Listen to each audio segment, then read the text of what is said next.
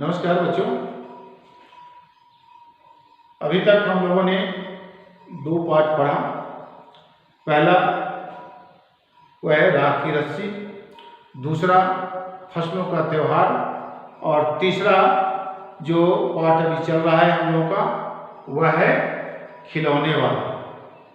ठीक है ना। तो खिलौने वाला पाठ में अभी हम लोगों ने देखा कि अभी तक क्या क्या हम लोगों ने कार्य किया है। तो सर्वप्रथम मैंने यहाँ से मूल पाठ का फोटो लेकर और व्हाट्सएप के माध्यम से आपको भेजा। वह इसलिए कि बहुत बच्चों के पास अभी पुस्तक नहीं भी हो सकती है और है भी नहीं, इसलिए उनको उससे मदद मिल जाएगी। उसके बाद मैंने मूल पाठ का शब्दार्थ भेजा, शब्दों के अर्थ, और उसी के साथ मैंने उस पाठ का भावार्थ भी भेजा, यानी उसकी व्याख्या भी भेजी।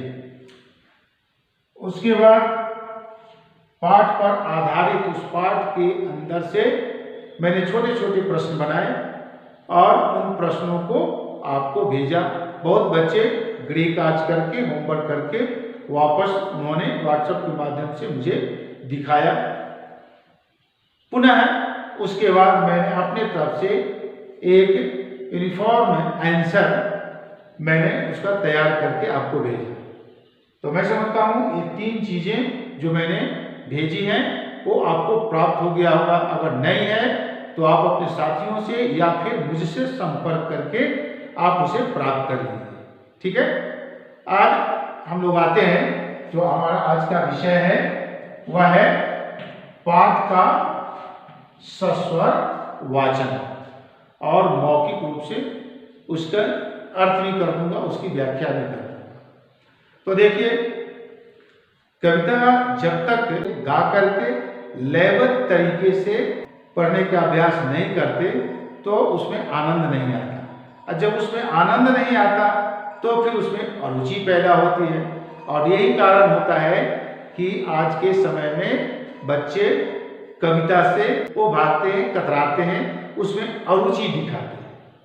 तो आपकी रुचि बढ़ाने के लिए मैं यहाँ पर उस पाठ को लयबद्ध तरीके से पढ़कर आपको एक उदाहरण प्रस्तुत करूंगा, और निश्चित है कि आप जब पढ़ने लगेंगे तो आप मुझसे अच्छा पढ़ेंगे, और यह कविता के लिए आवश्यक है, लर्निंग और अधिगम के लिए भी आवश्यक है। तो आइए देखते हैं कविता को एक बार किस तरह से पढ़ते हैं। ठीक है। तो इसमें किताब निकालिए और इसमें देखिए, और यह एक बार में नहीं होता है, आपको एक बार में हो सकता है गलती हो, दो बार गलती हो, बार बार अभ्यास कीजिए, और जब तक आपको लयबद्ध तरीके से सुंदर ढंग से पढ़ने नहीं आ जाता है तब तक आप उसको पढ़िए, अभ्यास कीजिए।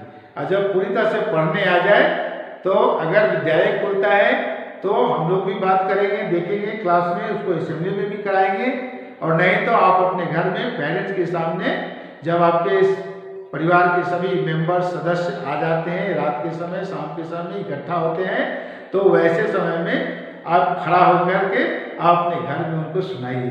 कॉन्फिडेंस बिल्डअप होगा, आत्मविश्वास का निर्माण होगा, आत्मविश्वास जगेगा, और तब पढ़ने में आनंद आएगा, मजा आएगा और आपकी रुचि बढ़ जाएगी। ठीक है। तो देखते हैं खिलौने वाला। वह देखो माँ आज खिलौने वाला फिर से आया है, कई तरह के सुंदर सुंदर नए खिलौने लाया है। हरा हरा तोता पिंजरे में, गेंद एक पैसे वाली, छोटी सी मोटर गाड़ी है, सर सर सर चलने वाली, सीटी भी है कई तरह की, कई तरह के सुंदर खेल, चाबी भर देने से भक भक करती चलने वाली रेल, गुड़िया भी है बहुत भली सी, पहने कानों में बाली। गुड़िया लड़की है ना, इसलिए कानों में बाली अच्छा लगता है ना, इसलिए दिया है। तो इस तरह से और आगे देखते हैं। गुड़िया भी है बहुत भली सी, पहने कालों में बाली, छोटा सा टी सेट है, छोटे छोटे हैं लोटा थाली, छोटे छोटे धनुष बाण हैं छोटी छोटी तलवार, नए खिलौने ले लो भैया, जोर जोर वह रहा पुकार। मुन्नू ने गुड़िया ले ली है, मोहन ने मोटर गाड़ी, मचल मचल सरला कहती है, माँ से लेने को सारी। सरला लड़की है वह है, देखिए कितनी समझदार है। वो इसी अवस्था में सिर्फ अपने लिए स्वार्थ की बात नहीं करती है, बल्कि माँ को भी कहती है कि माँ हम लोग तो बच्चे हैं, खिलौना लेंगे ही, लेकिन तुम भी अपने लिए साड़ी ले लो ना, है ना। तो यह बच्चों की समझदारी की बात यहाँ पर की गई है। यह एक अधिगम है, एक लर्निंग है। ठीक है, आगे बढ़ते हैं। कभी खिलौने वाला भी माँ क्या साड़ी ले आता है, साड़ी तो वह कपड़े वाला कभी कभी दे जाता है। अम्मा तुमने तो ला करके मुझे दे दिए पैसे चार, कौन खिलौना लेता हूँ मैं, तुम भी मन में करो विचार। तुम सोचोगी मैं ले लूँगा तोता बिल्ली मोटर रेल, पर माया मैं कभी न लूँगा, ये तो है बच्चों के खेल।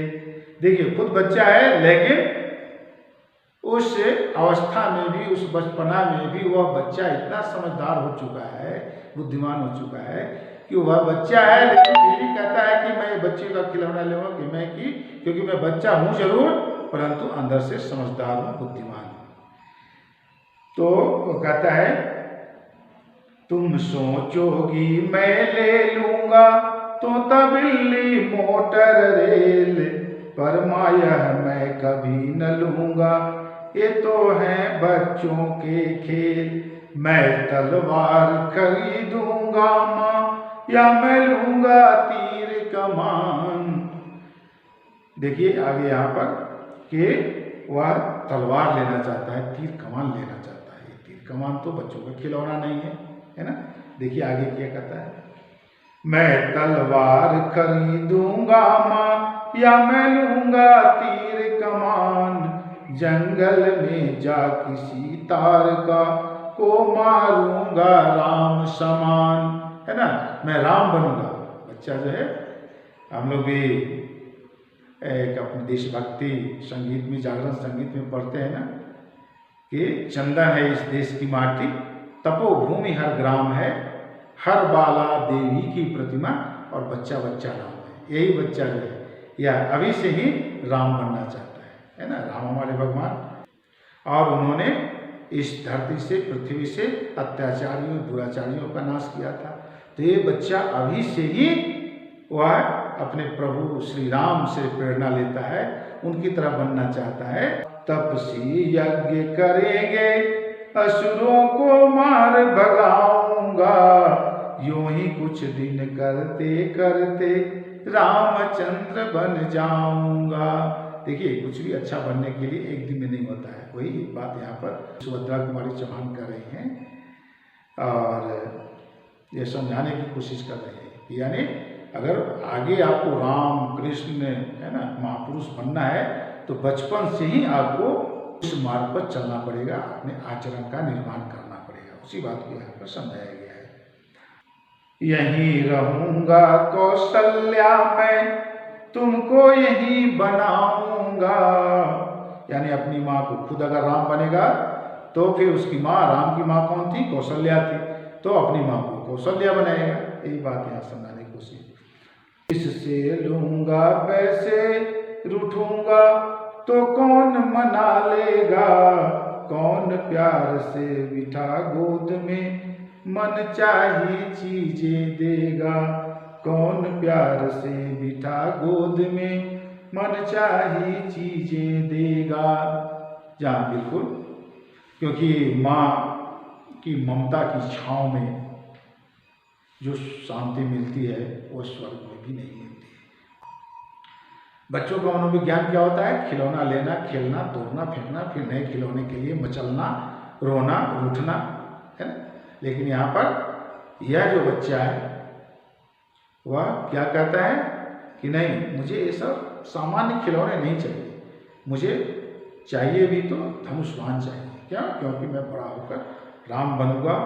और राम इसलिए जिस प्रकार से प्रभु श्री राम ने इस धरती से पापियों का विनाश किया, तो वह बच्चा भी कहता है कि मैं भी बड़ा होकर राम की तरह इस धरती से पाप का विनाश करना चाहता हूँ। और जब मैं राम बनूंगा तो स्वाभाविक है कि राम की माँ कौशल्या आपको बनना पड़ेगा और आपको हमेशा हमें अपनी ममता की छाँव में रखना होगा। वहीं मैं सुरक्षित रहूँगा और आपकी ममता की छाँव में ही मेरी बुद्धि का विकास होगा, मेरे सत्कर्म आगे की ओर बढ़ेंगे और मैं राम बनकर अपनी भारत भूमि को एक बार फिर से पाप मुक्त करूँगा और स्वर्ग सदृश मैं बनाऊँगा। ठीक है।